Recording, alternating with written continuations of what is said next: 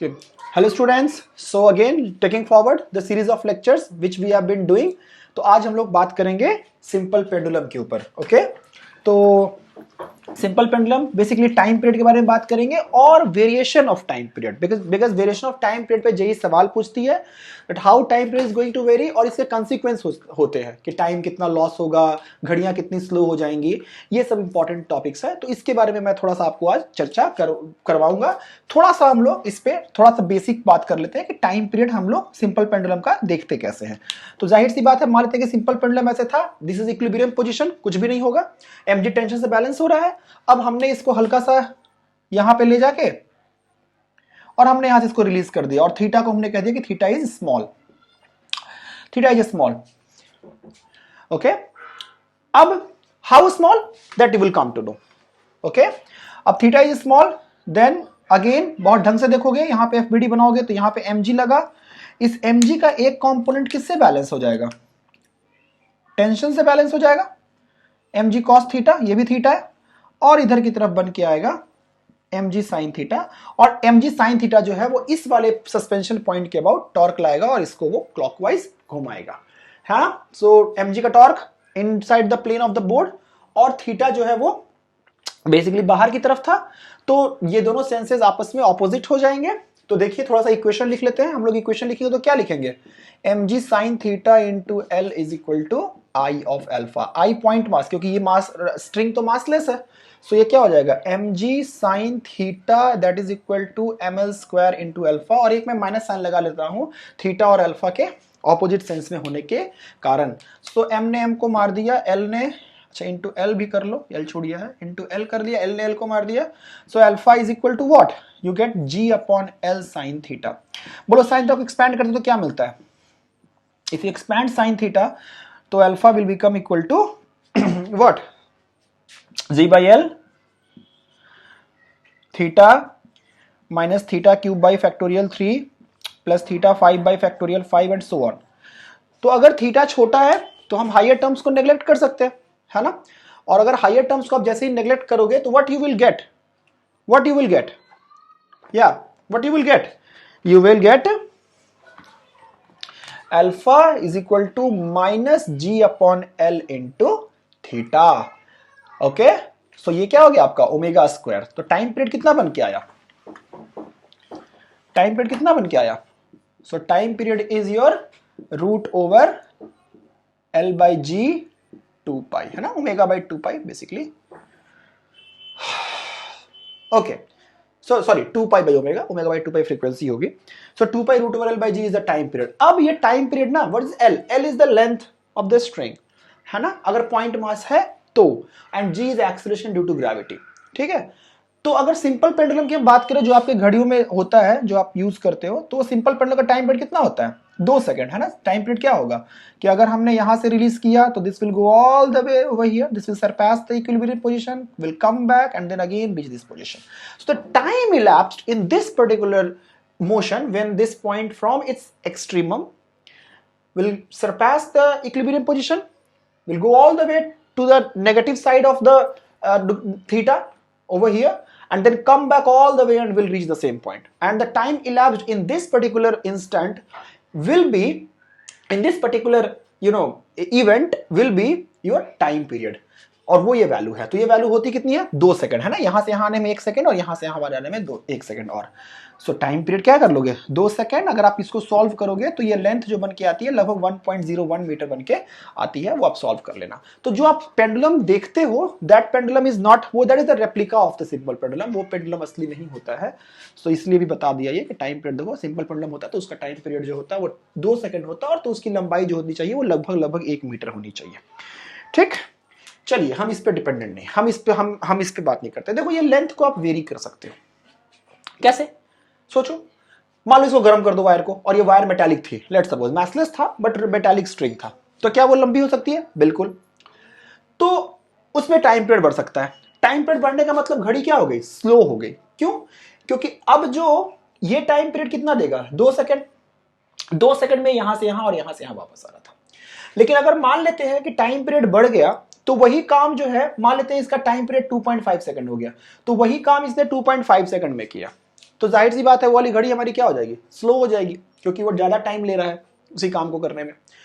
अब थोड़ी सी बात यहां पे करते हैं, जैसे मान लो कि लेंथ अगर वेरी, जैसे एक बार ना केवीवाई में एक सवाल आया, वो तुम कर लो, तुम्हें अच्छा लगेगा करके। जैसे केवीवाई में एक सवाल आया, उन्होंने कहा कि हमारे पास ना एक स्फेरिकल पिक्चर था, ठीक है, घड़ा टाइप चीज था, स्फेरिकल था, और उन्होंने इसमें filled with water, filled with water, filled with water, और इसने इसको ऐसे पकड़ लिया था। अब उन्होंने कहा कि जब इसको रिलीज किया गया तो टाइम पीरियड पे कमेंट करना था। कब? जब इसमें से एक पतली सी छेद कर दी गई थी और इसमें से पानी लगातार बाहर की तरफ निकल रहे थे। तो आपको टाइम पीरियड पे उन्हें चर्चा कर, टाइम पीरियड पे उन्होंने बोला था कि comment on the time period of it. तो बोलो कैसे, क्या होगा टाइम पीरियड? कांस्टेंट रहेगा, वेरिएबल होगा, क्या होगा? चलो मैं बताता हूं, सोचो बेटा। शुरू में तो mg यहां पे लग रहा था, सेंटर ऑफ मास पे, जो कि ज्योमेट्रिकल सेंटर था इसका। लेकिन जैसे जैसे पानी बाहर निकलने लगेगा, centre of position, centre of mass की पोजीशन शिफ्ट होती जाएगी, है ना। पानी पहले यहां पे पूरा भरा हुआ तो सेंटर पे था, अब पानी नीचे आने लगा तो सेंटर ऑफ मास भी नीचे आने लगा। सोच, पूरी पानी खाली हो गई तो सेंटर ऑफ मास फिर से वापस आ गया यहां पे। तो इसका मतलब कि सेंटर ऑफ मास का लोकेशन पहले नीचे गया होगा, it will go to a maximum value and then वो ऊपर आना शुरू हुआ होगा। तो जाहिर सी बात है अगर ऐसा हुआ तो ये जो लेंथ था जहां पे mg लग रहा था वो क्या हुआ, ये नीचे आया, तो मतलब ये लेंथ इफेक्टिवली बढ़ गई पूरी। तो इसका मतलब टाइम पीरियड बढ़ा, फिर उसके बाद ये लेंथ वापस यहां पे आ गई, तो इसका मतलब टाइम पीरियड घटा, वापस उसी जगह पे आ गया, है ना। तो इसका मतलब अगर हमें टाइम पीरियड पे चर्चा करनी हो, अगर हमें टाइम पीरियड पे कमेंट करना हो, तो what you will say for this thing कि time period will first increase and then time period will decrease. बोलो क्लियर है? खैर ये इस सवाल का आंसर था, this was a good question. इन्होंने एल के इफेक्ट पे पूछ लिया था कि mg जो है सेंटर ऑफ मास पे लगेगा कि नहीं, सेंटर ऑफ मास पे लग रहा है तो एल वेरी कर जा रहा है वहां पे, ठीक है। खैर अब हम लोग वापस आते हैं, तो लेंथ का वेरिएशन हालांकि वो भी कर सकते हो, टेम्परेचर बढ़ा के भी कर सकते हो, अल्फा एल डेल्टा थीटा से भी कर सकते हैं, वो मैं अभी नहीं बता रहा आपको, मैं अलग से थर्मल एक्सपेंशन का शीट में सवाल डाल दूंगा। खैर अब बात करते हैं कि जी के वेरिएशन पे सवाल आते हैं। अभी मैं 2 सवाल कराऊंगा आपको and that will conclude our lecture. मान लेते हैं कि टाइम पीरियड का फॉर्मूला जो है वो है 2 pi root over L by g. प्लीज समझना बात को। अब जी के वेरिएशन में बात करते हैं। मान लेते हैं धरती थी, लेट सपोज, थोड़ा सा देख लो, माय अर्थ है ये हमारा, है ना। अगर मैं यहां पे ग्रेविटी की बात करूं तो वैल्यू कितनी है जी, 9.81। बट वो वैल्यू होती कैसे है, आती कहां से, कैलकुलेट करते हैं तो जी की वैल्यू कितनी होती है on surface, gm upon are square. G की वैल्यू रख दो, मास ऑफ अर्थ रख दो 5.84 × 10⁻24 kg, और आर की वैल्यू रख दो 6400 किलोमीटर, मीटर्स में कन्वर्ट कर लो और वैल्यू रखोगे तो वैल्यू आएगी 9.81। That is a different part of the story all together. But अगर हम आपसे कहें कि हमें सरफेस से h हाइट ऊपर पे अगर हमें ग्रेविटी चाहिए तो आप g की वैल्यू क्या लिखेंगे? अगर radius of the earth r है तो सेंटर से डिस्टेंस लेते हैं तो ये हो जाएगा आपका capital G m r plus h whole square. अब सोचते हैं, अब चूंकि तो हम मोस्टली केसेस में क्या करते हैं, अर्थ के रियलम में वर्क करते हैं। तो अगर हम अर्थ के रियलम में वर्क करेंगे, अगर हम अर्थ पे वर्क करेंगे तो वहां पे बहुत नजदीक अगर है, if you are in the vicinity of the earth then you take G to be constant. Yes और no, you take G to be constant ना। जब आप प्रोजेक्टाइल के सवाल कर रहे थे तो आपने कभी पूछा कि सर जी का वेरिएशन कंसीडर करना है कि नहीं करना है? बिल्कुल भी नहीं, जी का वेरिएशन कंसीडर किया। बट ऐसे केसेस में हम वेरिएशन कंसीडर कर सकते हैं जब हमारा हाइट जो है वो कंसीडरेबल हो जाए, ठीक है। तो अगर अर्थ की विसिनिटी है तो आप फेंकते हो प्रोजेक्टाइल, वो पैराबोलिक पाथ लेता है ना। सो पैराबोलिक पाथ लेता है। Actually that is the path, that parabola जो आप फेंकते हो ना, मान लो यहां से फेंका तो आप इक्वेशन ऑफ ट्रेजेक्टरी लिख सकते हैं। क्या होता है equation of trajectory, x tan theta minus half g x square upon u square cos square theta. तो बेसिकली आप उसका फोकस निकाल सकते हैं।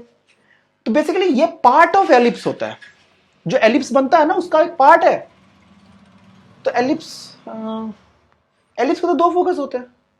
What happened to the first another focus? एक फोकस तो चलो यहां दिख रहा है, What happened to the another focus? वो कहां पे है? अर्थ के सेंटर पे, है ना।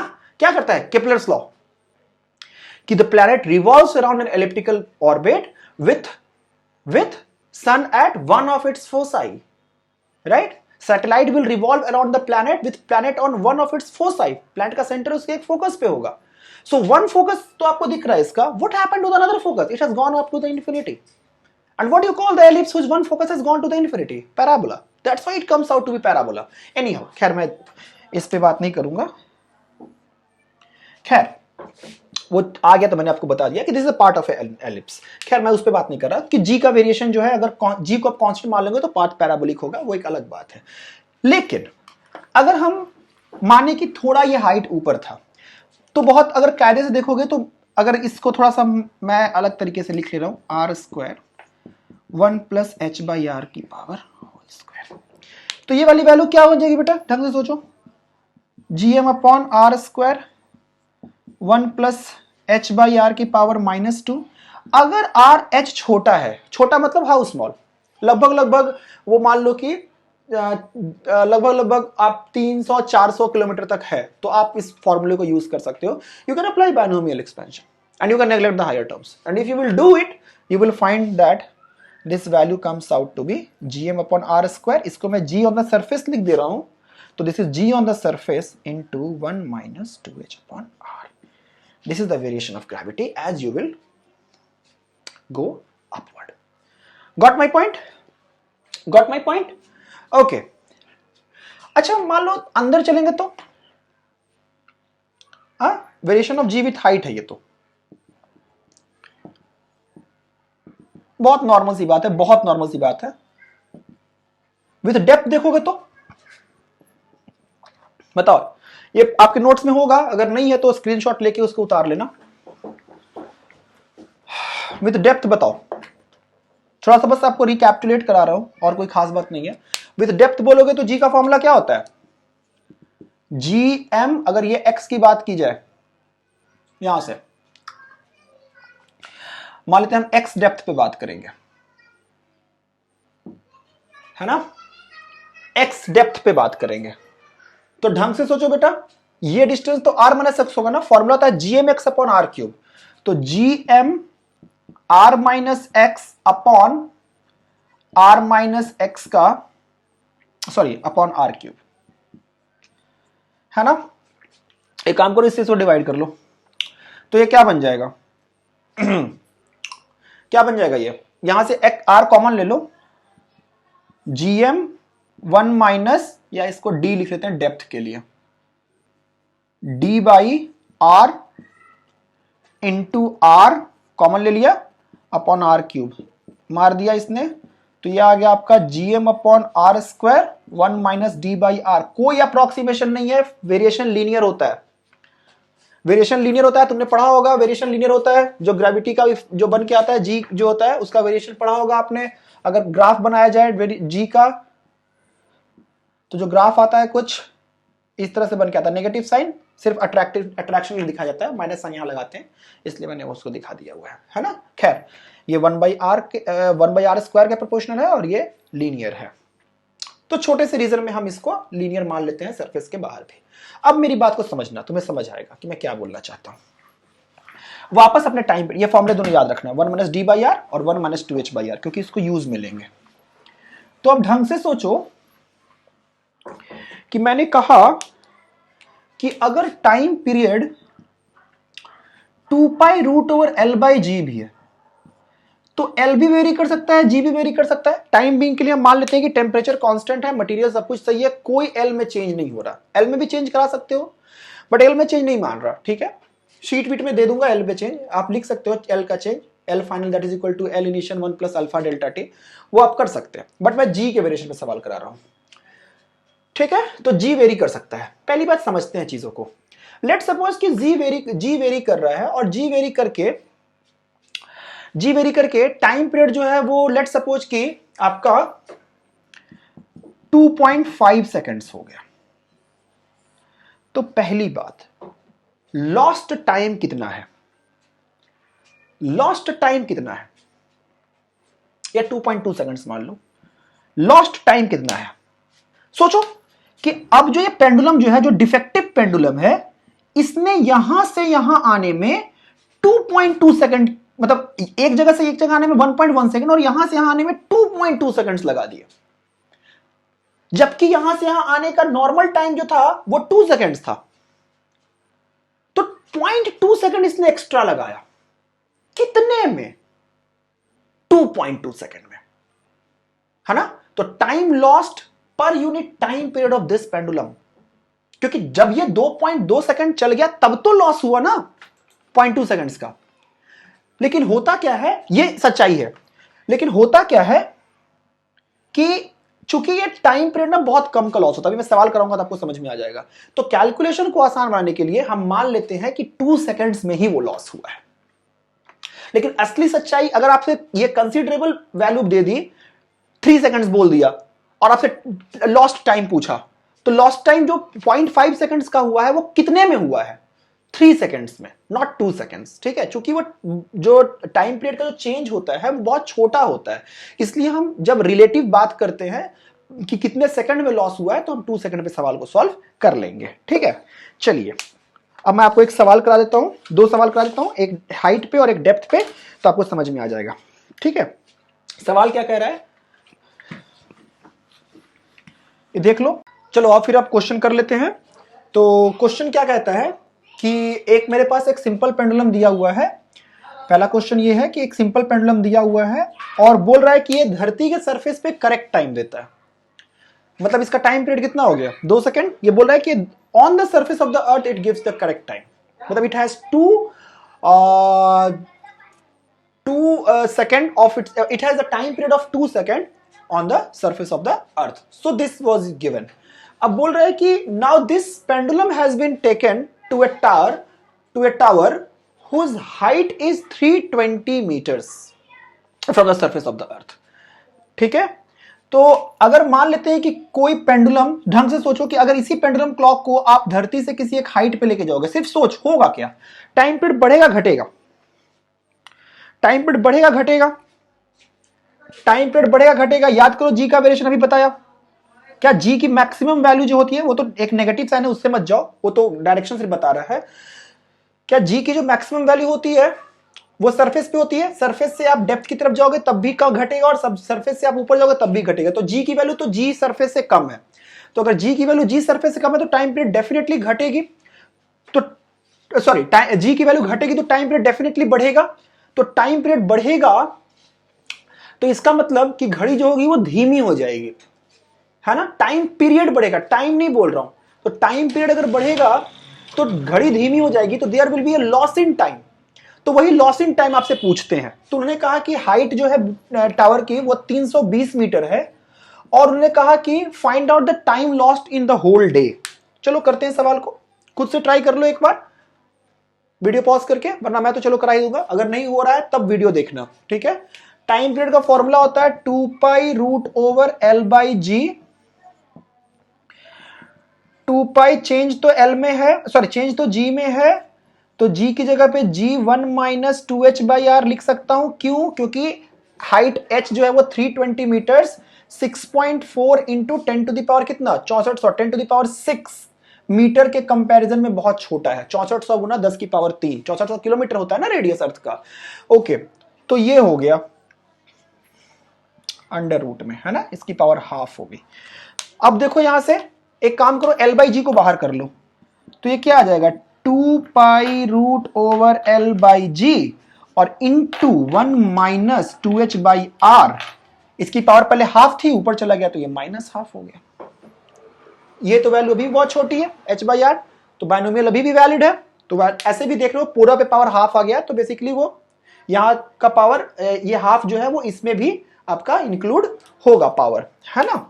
तो वो आ जाएगा time period that is equal to 2π√L/g 1 - h/r, sorry 1 + h/r। This is the new time period. You can see, देखो बड़ा है टाइम पीरियड, है ना। ये वाली वैल्यू 1 से बड़ी है ना। चलो अब निकाल लेते हैं कितना बड़ा है, वो एक अलग बात है एकदम। एक्चुअली मेरा मकसद ये सवाल कराना नहीं था, मेरा मकसद आपको ये बताना था कि देखो ऐसे अप्रोक्सीमेशंस आपके दिमाग में आने चाहिए। ठीक है, कि मैं लगा सकता हूं, स्पॉन्टेनियसली आना चाहिए जेई एग्जाम में। जेई मींस में ऐसे अप्रोक्सीमेशन कई सारे होते हैं, साइन थीटा बराबर थीटा हम कहां पे लगा सकते हैं, अप्रोक्सीमेशन कहां कर सकते हैं, this all things should be running across your head while you are taking the JEE paper, specially mains में तो ऐसा बहुत ही होता है। ठीक है, ओके, सो ये टाइम पीरियड तो 2 सेकंड का हो गया बेटा, तो इसको 2 सेकंड कर लो, 1 + 320 बटा 6400 इंटू 10⁻3, तो ये तो तुम्हारा 2 हो गया। तो वैल्यू देखो 2 + 2 से 2 कट जाएगा, अगर यहां लेंगे तो 1/10⁻3। देखो 2 प्लस ये 2 तो ओरिजिनल टाइम पीरियड था, और ये जो एक्स्ट्रा टाइम लगा उसको ट्रेवल करने में, वो एक्स्ट्रा टाइम लग रहा है जिसकी वजह से घड़ी धीमी होगी, तो this is the loss in time. कितने में? सोचो, इसकी वैल्यू मैं लिख देता हूं, ये वैल्यू कितनी है, 2 सही लिखा है ना मैंने, अच्छा सॉरी, तो 10⁻4 हो जाएगा, सॉरी 20 होगा ना, तो ये क्या आ जाएगा, 2 + 0.0001 सेकेंड, तो ये वैल्यू हो गई तुम्हारी 2.000। This is the new time period जब इसको आप किसी टावर पे लेके जाओगे 320 मीटर पे। अब सोचो क्यों ऐसा होता है, बहुत जरूरी, 320 मीटर बहुत ऊंची हाइट नहीं होती है, इतनी ऊंची ऊंची बिल्डिंगें होती हैं, ठीक है, आप इसको कम भी कर सकते थे, आप 320 पे मत करके देखो, आप इसको सवाल को 160 पे करके देखना, तब भी कुछ ना कुछ वैल्यू आएगी। अब समझना प्लीज, तो ये जो एक्स्ट्रा टाइम पीरियड आया 0.0001 सेकंड का, ये लॉस इन टाइम है कितने सेकंड्स में, जब इस घड़ी ने इस पेंडुलम ने अपना टाइम पीरियड पूरा कर लिया, मतलब 2.0001 सेकंड्स। बट चूंकि ये वैल्यू बहुत छोटी थी, अभी बताया था आपको मैंने, इसलिए आप टाइम पीरियड को वहां 2 सेकंड पे ही आप वैल्यू निकाल लेते हैं। क्लियर है? तो अब देखिए, तो लॉस इन टाइम कितना हुआ, देखिए टाइम लॉस्ट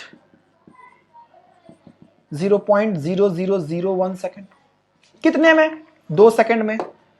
तो टाइम लॉस्ट पर सेकंड कितना हुआ, टाइम लॉस्ट पर सेकंड कितना हुआ, 0.0001/2, ये पर सेकंड लॉस हुआ।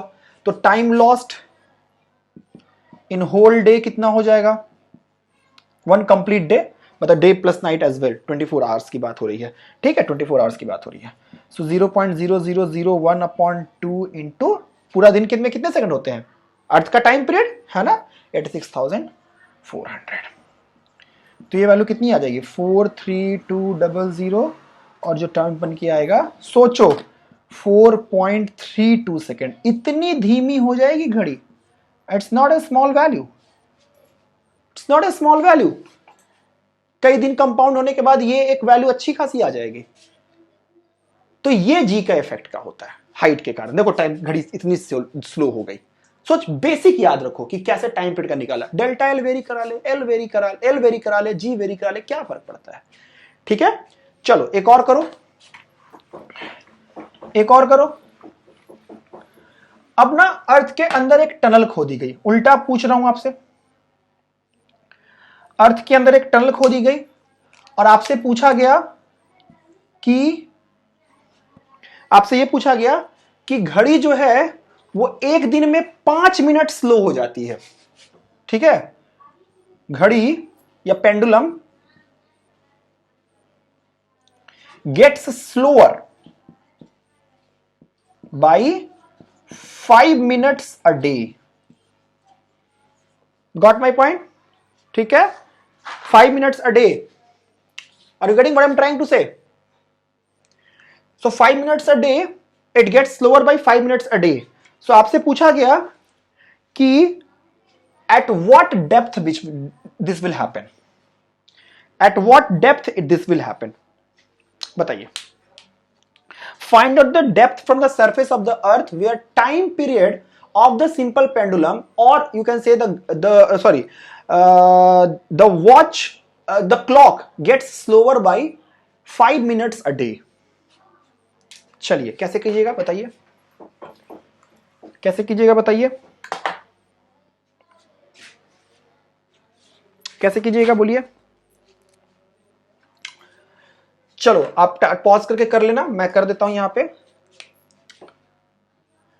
टाइम पीरियड का फॉर्मूला क्या होता है, 2 pi root over L by G. आ जाओ, 2 पाई रूट ओवर, क्या फॉर्मूला बताया है, L by G into 1 plus H by R, है ना, sorry 1 minus H by R. So ये हो जाएगा 2 pi root over L by G which is the time period, all right, into इधर क्या लिख लेंगे आप, 1 माइनस एच बाई आर की power minus half. Again binomial theorem 2 बार करा दिया इसलिए ताकि आपको याद दिमाग में बैठ जाए कैसे करते हैं। टाइम पीरियड टी ओरिजिनल लिख दे रहा हूं इसको, ठीक है, जो कि 2 सेकंड होगा, और ये हो जाएगा आपका कितना, 1 माइनस एच मत लिखो, इसको डी लिखो, ठीक है, d by 2 r, alright. So time lost कितना हो जाएगा, t minus t naught is the time lost. चलो देख लेते हैं, डी बाई 2 आर, तो देखो बेटा t is equal to t naught minus t naught d by 2 r. T naught को 2 पुट कर लो, ठीक है, t dash is equal to, तो टी नॉट को 2 पुट कर लो, 2 से 2 कट गया, तो t dash minus t naught that is equal to what, t ऐसे करो आप कि